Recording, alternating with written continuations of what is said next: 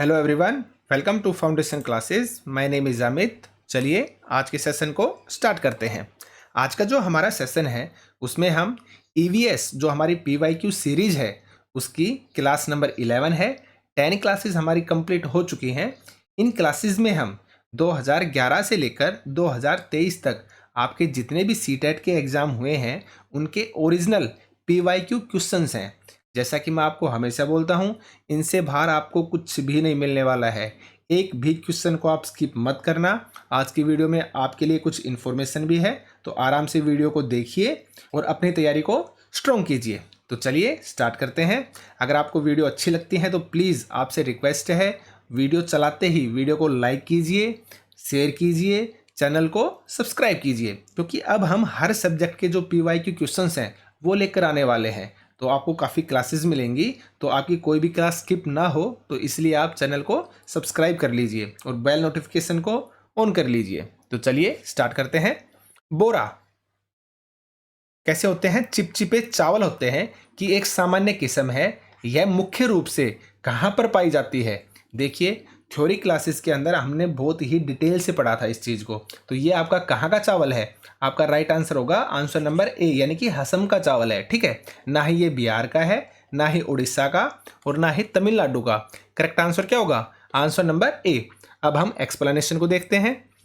बोरा असम में खाए जाने वाले चावलों की क्या है? एक किस्म है जो पकने के बाद कैसे हो जाते हैं? चिपचिपे हो जाते हैं। और ये आपकी थ्योरी क्लासेस में मैंने एज इट इज ले रखा है। ठीक है, आप वहां पर जाकर देख सकते हैं। इसलिए मैं बोलता हूँ हर एक class most most most important है। ठीक है, और देखिए यहाँ पर बोरा चावल के बारे में पूछा है, तो नॉर्मल सी बात है, चेवा चावल के बारे में पूछा जा सकता है। तो आपका बोरा चावल हो या फिर चेवा चावल हो, दोनों कहाँ पर पाए जाते हैं? असम में पाए जाते हैं। ठीक है, इस चीज़ को आप याद रखना। आगे देखिए, चेवा चावल बनाने के लिए सबसे पहले कढ़ाई, और कढ़ाई को वहाँ की भाषा में यानी कि असम की भाषा में क्या बोलते हैं? ताओ। ये ही आपको याद रखना है। ठीक है, इसमें मैं यही बताना चाह रहा हूँ आपको। तो जो कढ़ाई है उसको क्या बोलते हैं असमी भाषा में? ताओ बोलते हैं। इसमें हम पानी को उबालेंगे और उस पर भीगे हुए चावलों की कढ़ाई रखेंगे, फिर उसे केले के पत्तों से ढक देंगे। इस तरह से आपका चेवा चावल तैयार हो जाएगा। ठीक है, तो असम में कढ़ाई को क्या बोला जाता है? ताओ बोला जाता है। इस स्टेटमेंट को आप 100% याद रखना। ठीक है, स्किप मत करना। आगे चलते हैं। मगरमच्छ मुख्य रूप से शिकारियों द्वारा खालिस्तान के लिए मारे जाते हैं। इसलिए मैं आपको बोलता हूँ, जब भी मैं थ्योरी क्लासेस करवाता हूँ ना, जैसे मैंने एनसीईआरटी करवाई आपको, तो आपको दोबारा एनसीईआरटी उठाने की जरूरत नहीं पड़ेगी। मैं एक भी छोटी से छोटी स्टेटमेंट को भी स्किप नहीं करता हूँ, ये आदत है मेरी। अगर आप किसी चीज़ को करवाते हैं तो अपना 100% दीजिए। तो देखिए, मगरमच्छ मुख्य रूप से शिकारियों द्वारा खालिस्तान के लिए मारे जाते हैं। सींगों के लिए, त्वचा के लिए, दांतों के लिए और खुशबू के लिए। यहां पर आपका करेक्ट आंसर क्या आएगा? Answer number B. अब देखिए आप, मैं क्यों बोल रहा हूं ये बात। देखिए, जानवरों को मारा जाता है, किस लिए मारा जाता है? हाथी को मारा जाता है दांतों के लिए, गैंडे को मारा जाता है सींग के लिए, शेर हो गया, मगरमच्छ हो गया और सांप हो गया, इनको मारा जाता है खाल यानी कि त्वचा के लिए, और जो कस्तूरी हिरण है इसको मारा जाता है खुशबू के लिए। तो आपको ये सारी की सारी चीज़ें याद रखनी है। अब की बार मगरमच्छ पूछा है तो आपसे सांप भी पूछा जा सकता है, शेर भी पूछा जा सकता है, कस्तूरी हिरण भी पूछा जा सकता है, और गैंडे और हाथी के बारे में आपको पता होगा। ठीक है, आगे चलते हैं। देखिए, ये हमारा जो चैनल है उसकी प्लेलिस्ट है। यहाँ पर मैं आपको बताना चाहूँगा कि देखिए, आप प्लेलिस्ट देख रहे हैं ईवीएस प्रीवियस ईयर पेपर्स। इस प्लेलिस्ट में आपको 2011 से 2023 तक जो हम प्रैक्टिस सेट करवा रहे हैं ना, इनकी सारी क्लासेस आपको मिलेंगी। तो आप इस प्लेलिस्ट में जाकर इन सभी क्लासेस को आराम से देख सकते हैं, और ये सारी चीज़ें मोस्ट मोस्ट मोस्ट इंपॉर्टेंट है। ठीक है, ईवीएस की थ्योरी क्लासेस हैं, इसकी अलग से प्लेलिस्ट है। तो आपको अगर पहले थ्योरी करनी है तो आप थ्योरी क्लासेस भी आराम से देख सकते हैं। ठीक है, देन उसके बाद अगर आप आगे चलेंगे तो मैंने कंप्लीट वन शॉट वीडियो से डाल रखा है। इसमें आपको हिंदी की जो आपकी पेडागोजी आती है 15 नंबर की, कंप्लीट एक वीडियो है, जिसमें आप आराम से एक बार उस वीडियो को देख सकते हैं और आराम से आपका एक भी क्वेश्चन गलत नहीं होगा। ठीक है, आगे चलते हैं।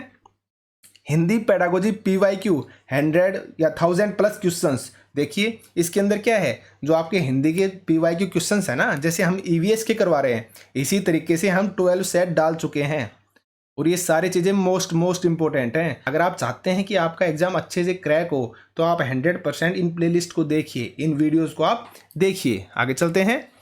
उसके बाद देखिए आपको सीडीपी के, यानी कि इसी तरीके से जैसे हम पीवाईक्यू कर रहे हैं ईवीएस के, इसी तरह हिंदी के पीवाईक्यू हैं और इसी तरह हमने सीडीपी के पीवाईक्यू डाल रखे हैं, यानी कि आपकी साइकोलॉजी के, ठीक है, चाइल्ड डेवलपमेंट एंड पेडागोजी के, तो वो भी आप देख सकते हैं। देन उसके बाद आप देखेंगे यहाँ पर हमें सीडीपी की जो थ्योरी क्लासेस है ना, उनकी भी प्लेलिस्ट है। आप सीडीपी की थ्योरी क्लासेस देखना चाहते हैं तो वो भी देख सकते हैं। 32 वीडियो है टोटल, आपकी सीडीपी कंप्लीट है, ठीक है। इसी तरीके से आप मैथ की पेडागोजी को देख सकते हैं और हिंदी पेडागोजी की अगर आपको अलग अलग वीडियो देखनी है तो यहाँ पर 10 वीडियो हैं, इनसे बाहर आपको कुछ भी नहीं मिलने वाला है, ठीक है। तो आप इन सब चीज़ को देख सकते हैं। आगे चलते हैं। गेहूं के आटे से चपाती बनाने का सही क्रम बताइए। जब मैं आपको थ्योरी करवा रहा था तब मैंने आपको बताया था, मैंने एक लाइन बोली थी, रोटी हर किसी को बनानी आती है, ठीक है, लेकिन मैंने साथ में ये भी बोला था कि मेरी आदत है मैं कुछ भी स्किप नहीं करता हूँ, है ना। तो देखिए आप एक्सप्लेनेशन को दिखाता हूँ मैं पहले आपको। रोटी को बनाने का क्रम मैंने यहाँ पर ये बोला था आपको। देखिए आटे को बर्तन में सबसे पहले निकालेंगे, उसके बाद हम आटे को क्या करेंगे, गूँथेंगे, आटे के छोटे छोटे गोले बनाएंगे, फिर हम गोले को बेलते हैं, फिर उसे क्या करते हैं, सेकते हैं, और इस तरह से हमारी रोटी बनकर तैयार हो जाती है। अब आप क्वेश्चन को देखिए। सबसे पहले क्या करेंगे, हम आटे को गूंथते हैं, ठीक है। तो देखिए आटे को गूंथना कहाँ पर है, फर्स्ट में मिल गया आपको, इसमें नहीं है, इसमें नहीं है और डी में है, यानी कि ए और डी में से आपका आंसर होगा।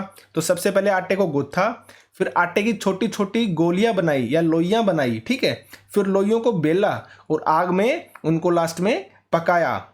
लेकिन हम डी को भी देखते हैं, आटे को गूंथा, लोइयों को बेला, नहीं भाई ये आपका नहीं होगा, क्योंकि लोइयों को बेलने से पहले क्या बनाना पड़ेगा, छोटी छोटी लोइयां बनानी पड़ेंगी। तो करेक्ट आंसर क्या हो जाएगा, आंसर नंबर ए। आगे चलते हैं। मलयालम में माँ की बड़ी बहन को क्या कहा जाता है। मैंने आपको बोला था ना कि ये क्वेश्चन 100% आएंगे, आप देखना, जब मैंने थ्योरी करवाई थी तब बताया था ये। तो उसको क्या बोलते हैं, देखिए वलियम्मा बोलते हैं, अमुम्मा बोलते हैं, या थम्मा बोलते हैं, या फिर दीदू बोलते हैं। तो यहाँ पर आपका करेक्ट आंसर क्या होगा, आंसर नंबर ए, यानी कि वलियम्मा, ठीक है। एक्सप्लेनेशन को देखते हैं। मलयालम में माँ की बड़ी बहन को क्या कहा जाता है, वलियम्मा कहा जाता है। अगर मलयालम में ही माँ की माँ यानी कि आपकी नानी अगर आपसे पूछ लिया जाए तो उसको क्या कहेंगे, अमम्मा, ठीक है। और मलयालम में पिता के छोटे भाई को बोलते हैं चिटप्पन, यानी कि चाचा जी को, ठीक है। और पिता के छोटे भाई की पत्नी यानी कि आपकी चाची, उनको क्या कहेंगे, कुजम्मा। तो आप इन सब स्टेटमेंट को याद रखना। अगर आपसे वलियम्मा पूछा है तो नॉर्मल सी बात है, बाकी ये भी पूछे जा सकते हैं, ठीक है।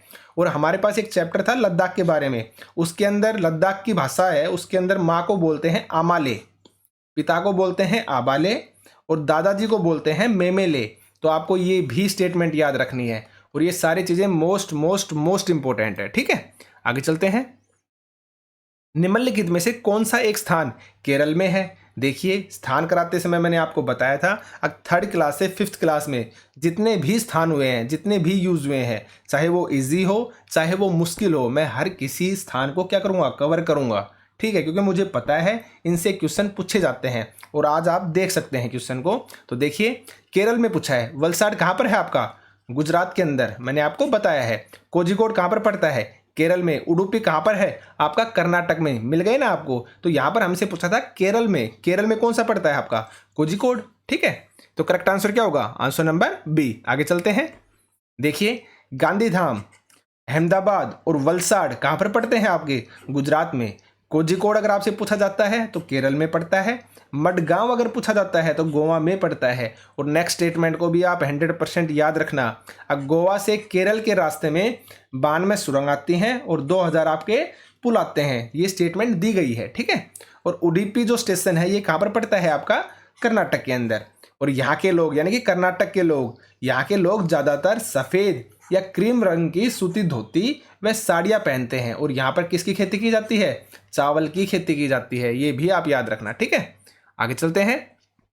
एक गांव का नाम वहां उगने वाले खेजड़ी के पेड़ों के कारण पड़ा। किसके कारण, खेजड़ी के पेड़ों के कारण पड़ा। इस गांव के लोग पेड़ों और जानवरों की बहुत देखभाल करते हैं। भारत में यह गांव है, कहाँ पर है, तो देखिए मैंने आपको बताया था जो खेजड़ी गांव है यहाँ कहाँ पड़ता है, राजस्थान के जोधपुर के अंदर। ठीक है, तो क्या आएगा आंसर यहाँ पर? आंसर नंबर सी, यानी कि राजस्थान के अंदर। और यहाँ के लोग क्या कहलाते हैं?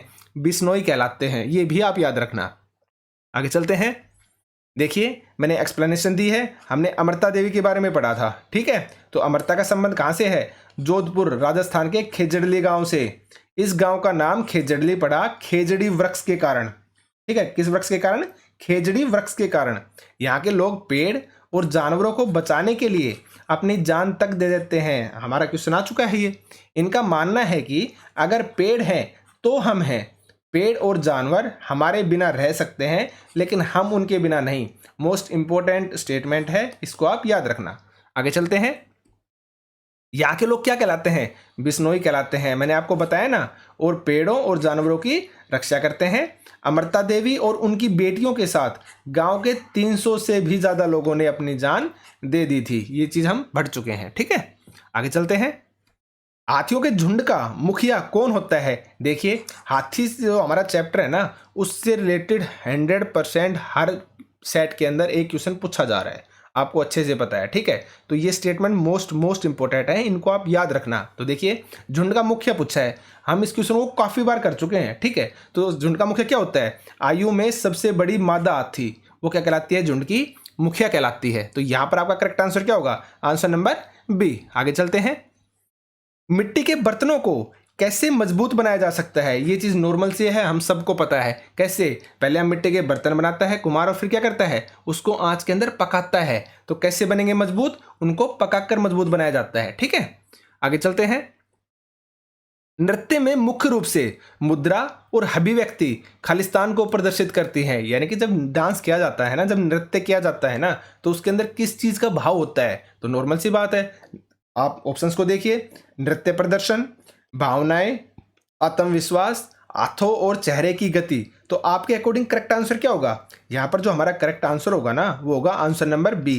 यानी कि नॉर्मल सी बात है, अब जब हम नृत्य करते हैं ना, तो हमारे चेहरे के हाव भाव से, हमारी मुद्राओं से हम क्या करते हैं? अपने आप को अभिव्यक्त करने की कोशिश करते हैं, अपनी भावनाओं को दर्शाते हैं हम। ठीक है, आंखों के जरिए। ठीक है, अगर हम आंखों की पुतलियों को बड़ा करते हैं तो यानी नॉर्मल सी बात है, हम गुस्सा दिखा रहे हैं। तो इस तरह से हम क्या करते हैं? अपने चेहरे से अपने भावों को दर्शाते हैं। तो जो नृत्य होता है उसमें मुद्रा और अभिव्यक्ति से क्या प्रदर्शित किया जाता है? भावनाओं को प्रदर्शित किया जाता है। इस चीज को आप याद रखना। आगे चलते हैं।